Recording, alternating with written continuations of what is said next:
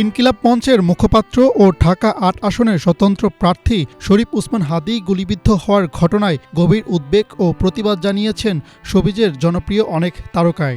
সেই তালিকায় রয়েছেন অভিনেত্রী রোকেয়া জাহান চমক, নির্মাতা মাবরুর রশিদ বান্না, অনন্য মামুন, আছেন অভিনেতা ও ইউটিউবার সালমান মুক্তাদির সহ অনেকেই।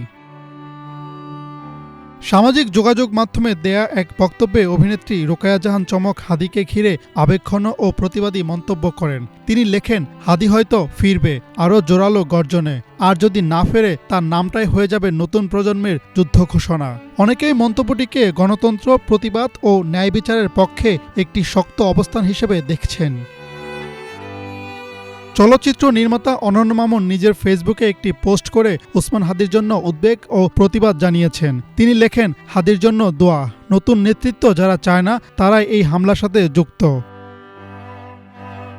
জুলাই আন্দোলনে সক্রিয় ভূমিকা রাখা হাদীর উপর হামলা নিয়ে সামাজিক মাধ্যমে সরব হয়েছেন নাট্যনির্মাতা মাবরুর রশিদ বান্না। একাধিক পোস্টে তিনি হাদীর পক্ষে জোরালো অবস্থান প্রকাশ করেন।